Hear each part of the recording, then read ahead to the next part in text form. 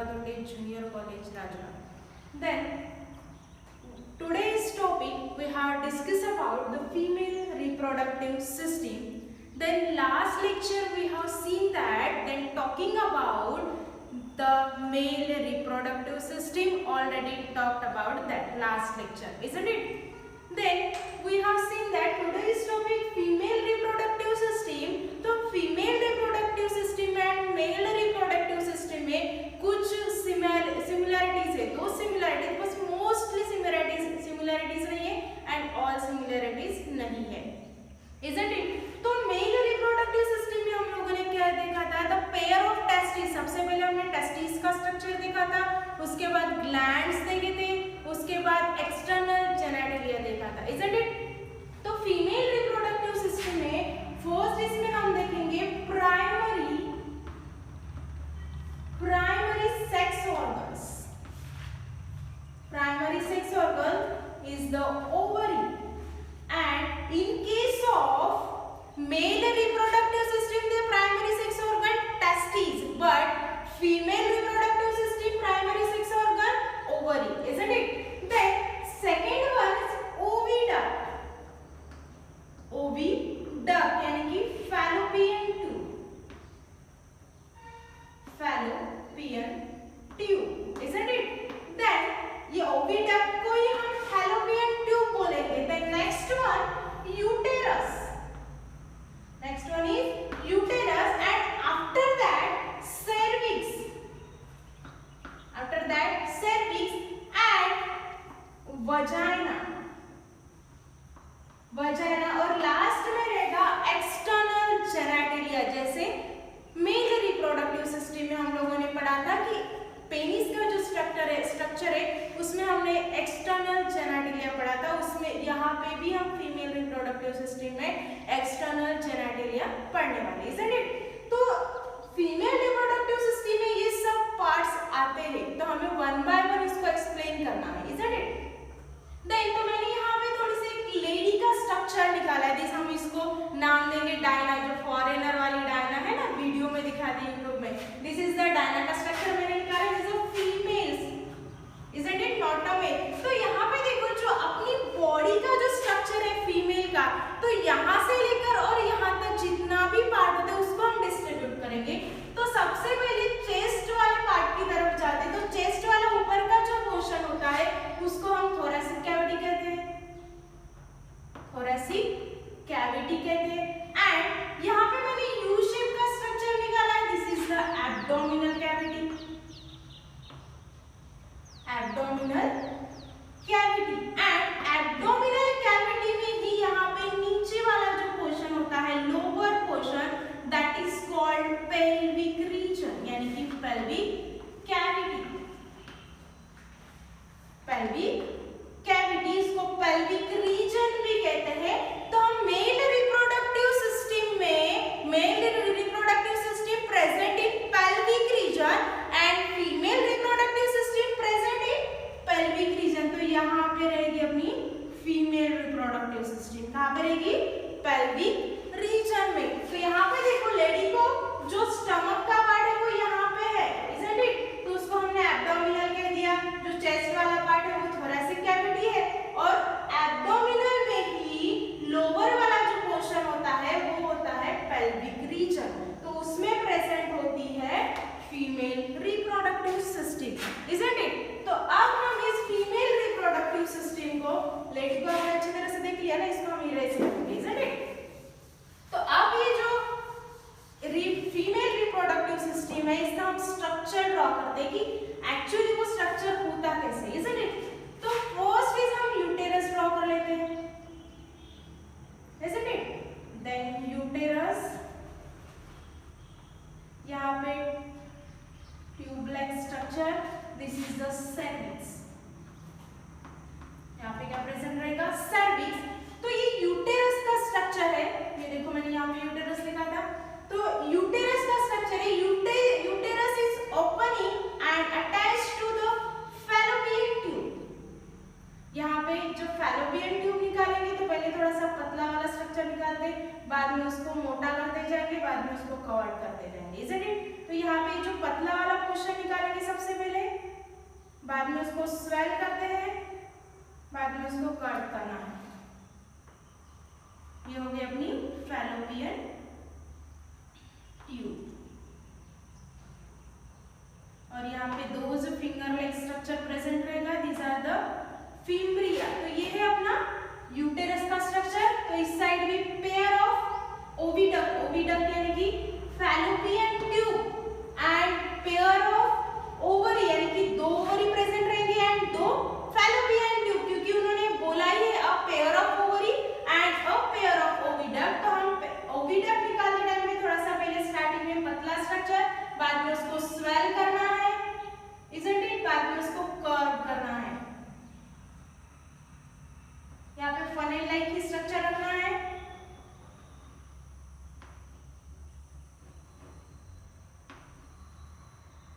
ये हो गया अपना fallopian tube. The fallopian tube is a tube like structure that is called fallopian tube and oviduct. This is fallopian tube is length 10 to 12 centimeter. 12 to 12 centimeter किसकी length है? Fallopian tube की length है। Fallopian tube is divided into 3 regions. Divided into 3 region. First is the infundibulum, infundibulum, and second one is ampulla. Second one is ampulla, and third is isthmus. Isthmus. क्या बोला उसको? Isthmus बोला है। First is infundibulum, second is ampulla, and third is infundibulus, divided into 3 regions from a fallopian tube. तो यहाँ पे देखो ये जो fallopian tube है, the infundibulum is the funnel-like structure called infundibulum. Funnel-like structure called infundibulum and finger-like structure which is called fimbria. Which is called fimbria. ये जो finger-like जैसे आपके fingers है, वो फिंगर लाइक स्ट्रक्चर आपको नजर आया, उसको कहेंगे हम फिम्ब्रिया। तो ये हो गया अपने oviduct and primary sex organ यानी कि ओवरी। ओवरी का ये स्ट्रक्चर है पूरा। तो ओवरी का स्ट्रक्चर यहाँ पे आएगा, दो पेयर ऑफ ओवरी। तो ओविडक्ट का हम लोगों ने स्ट्रक्चर निकाला है। अब इसका फंक्शंस क्या है, रोल क्या है, ये वन बाय वन पढ़ते हैं, isn't it. Then next one हम फिर से रिटर्न ओवरी की तरफ आते हैं। तो यहाँ पे रहेगा स्ट्रक्चर ओवरी का। These are the almond-shaped structure called ovary. Almond-shaped structure called ovary. यानी कि उसका स्ट्रक्चर कैसा है? almond-shaped like structure है। तो आप देखो यहाँ पे ये जो ओवरी नजर आ रही है, अब paired of ovary, दोनों भी साइड में आपको ओवरी प्रेजेंट नजर आ रही है। तो लेकिन ये हवा में लटक रही है क्या? उसको कोई सपोर्ट नहीं है क्या? है उसको सपोर्ट। तो यहाँ पे attached to the uterus, attached to the uterus and ovary called ligament, called ligament। ऐसे स्ट्रक्चर रहेगा इसका, यानी कि ये जो लिगामेंट है वो किससे अटैच रहेगा? लिगामेंट। इसको लिगामेंट कहना है, लिगमेंट नहीं कहना, ओके। ये जो लिगामेंट है ये फैलोपियन ट्यूब एंड यूटेरस को अटैच रहेगा। किसको अटैच करके? ओवरी को पकड़ के वो लिगामेंट यूटेरस और फैलोपियन ट्यूब को अटैच रहेगा, इजंट इट। तो यहाँ पे देखो ये जो ओवरी का स्ट्रक्चर हम लोगों ने ड्रॉ किया है, तो यहाँ पे क्वेश्चंस बनता है कि जो हवा में लटक रही, मैंने वर्ड्स यूज किया था, बट ये क्वेश्चन आपको बोर्ड के भी एग्जाम में पूछेंगे और नीट के भी एग्जाम में पूछेंगे, क्योंकि टू पेयर्ड ओवरी है, बट वो किससे सपोर्ट है, कौन सपोर्ट कर रहा है? This is the ligament, isn't it. तो आपको ये ऑप्शन में पूछ सकते हैं, लिगामेंट रहेगा, ओविडक्ट रहेगा, फैलोपियन ट्यूब रहेगा या फिर यूटेरस रहेगा। तो आपको लिगामेंट के ऊपर क्लिक करना है। देन ये हो गया आपका स्ट्रक्चर। तो अब देखो कि यहाँ पे जो ओवरी है इसमें एग होता है, इजंट इट। तो एग होता है, तो लेडी के पास 12 मंथ है। कितने मंथ है? 12 मंथ। तो आप सोच के देखो थोड़ा सा, अगर 12 मंथ है तो हर एक 12 मंथ में दोनों भी ओवरी से एग बाहर निकलते क्या? आउट ऑफ बॉडी हो जाते क्या? नहीं, ये अल्टरनेट होता है। अगर 1 मंथ में ये इस ओवरी से एग बाहर निकलेंगे तो सेकेंड मंथ में इस ओवरी से एग बाहर निकलेंगे, फिर से रिपीट वही वही पोजीशन, वही पोर्शन, इजंट इट? तो ये होता है अपना एग रिलीज वाला पोर्शन। बट एग तो रिलीज होगा, लेकिन कहां से कहां जाएंगे? ये जो फिब्रिया है वो वेट करती है, क्या करती है? वेट करती है किसका? ओवरी से एग रिलीज हो, ओवर रिलीज होने के लिए, जहां पे एग मैच्योर हो जाएंगे, ये रिलीज होने के जब टाइम आता है तो वो फिब्रिया उसको कैप्चर करता है। क्या करेगा ये फिब्रिया? उस ओवरी को, उसमें से जो एग है उसको कैप्चर करेगा एंड यहाँ से ट्रांसफर करेगा थ्रू द, कहाँ पे ट्रांसफर करेगा? एन्फुला में। यहाँ तक एग आके स्टोर यानी कि रुक जाएंगे। क्यों? क्योंकि जो यहाँ से स्पर्म आएगा उसको वेट करता है आफ्टर फर्टिलाइजेशन के लिए, इजंट इट? तो मैच्योर्ड जो एग रहेंगे यहीं पे वेट करते हैं, स्पर्म एंट्री हो जाएगी, उसके बाद यहाँ पे फर्टिलाइजेशन होता है। यहाँ पे क्या फर्टिलाइजेशन स्टार्ट होता है? एन्फुला, इजंट इट? बट एक क्वेश्चन और है, यहाँ पे तो एग तो रिलीज हो रहे हैं, बट एग के पास फ्लैजेला है, वो चल सकते हैं, पैर है उसके पास? नहीं है। This is the non motile cells. Motile cell नहीं है, वो नॉन मोटाइल सेल है। बट वो नॉन मोटाइल सेल है तो वो ट्रांसफर कैसे होता है? तो हियर दैट कि यहाँ पे जो ये फैलोपियन ट्यूब जो है, यहाँ पे सीलिया प्रेजेंट होते हैं। यहाँ पे क्या प्रेजेंट होते हैं? सीलिया प्रेजेंट होते हैं। इसको कहते हैं ciliated epithelium, ciliated epithelium, isn't it?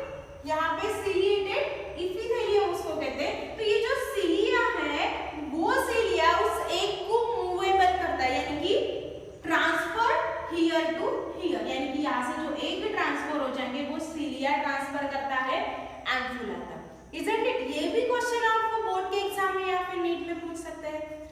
तो ये हो गया अपनी फैलोपियन ट्यूब की प्रोसेस, इजंट इट?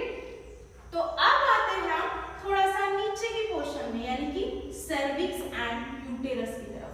तो यूटेरस में क्या होता है कि यूटेरस में there are the 3 layer present, इन 3 लेयर प्रेजेंट होती है यूटेरस में।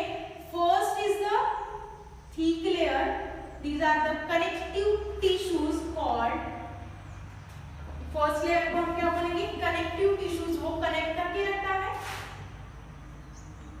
Connective tissues called perimetrium, perimetrium। Then यहाँ पे फर्स्ट लेयर हो गया अपनी। द मिडल लेयर, आपको देखो यहाँ पे ये मिडल लेयर भी मेरी थिक होती है। The middle layer which is called myometrium, myometrium। The middle layer, which is the muscular layer, smooth layer, which is called myometrium। तो वो स्मूथ क्यों होती है, हार्ड क्यों नहीं होती है? ये भी एक क्वेश्चन है।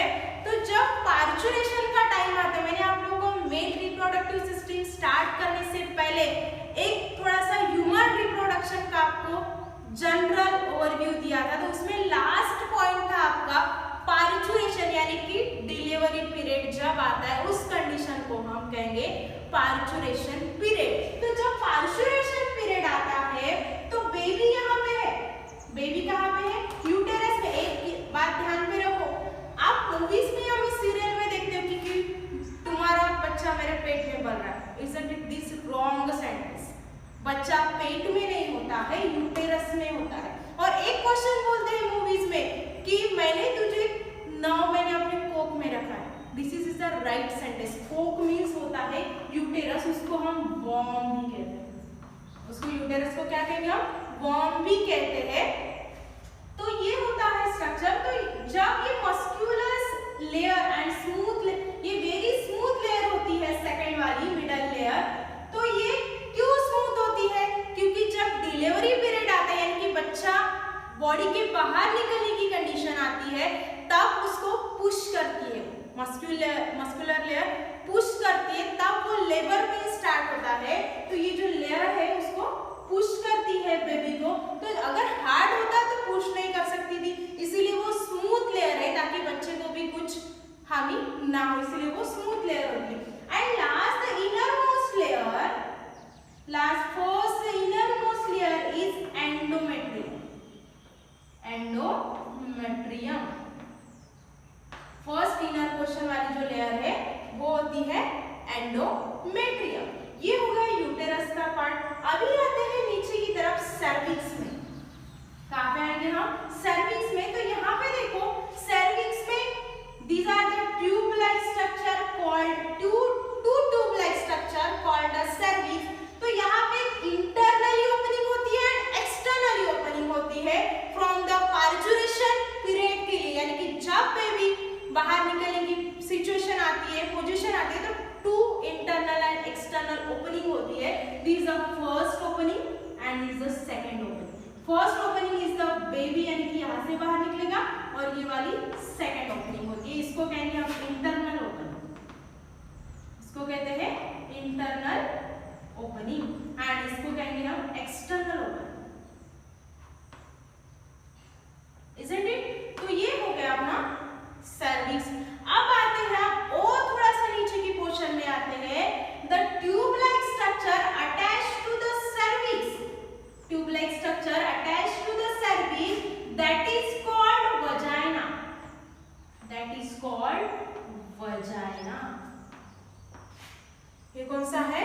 वजाइना। जैसे हम एक्सटर्नल जेनेटिलिया देखा था पेनिस का, इसी का हम एक्सटर्नल जेनेटिलिया देखने वाले हैं। तो ये है वजाइना। तो अब वजाइना देखो कि यहाँ पे जो ओपनिंग होती है, और इसको हम कहेंगे, ये जो ओपनिंग होती है एक्सटर्नल इंटरनल, तो इसको हम सर्विकल कैनाल भी कहते हैं या फिर बर्थ कैनाल कहते हैं।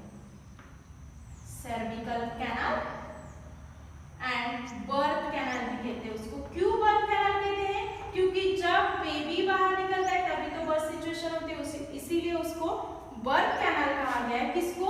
वजाइना एंड सर्विक कैनाल को, जो यहाँ पे सर्विक्स के पास होती है। सर्विक्स एंड वजाइना जो होती है उसको हम कहेंगे सर्विक कैनल्स एंड बर्थ कैनाल।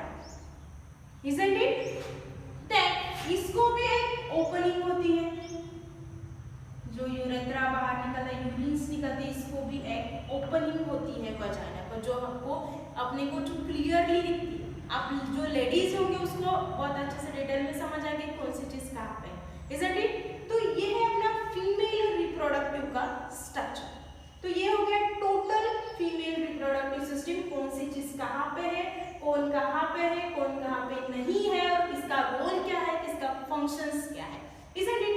तो यहाँ पे देखो ये जो ओवरी का स्ट्रक्चर है, इसमें एक तो प्रेजेंट है, बट ये 5 हार्मोन्स सीक्रेट करती है। मेल रिप्रोडक्टिव कौन सा हार्मोन सीक्रेट करती है?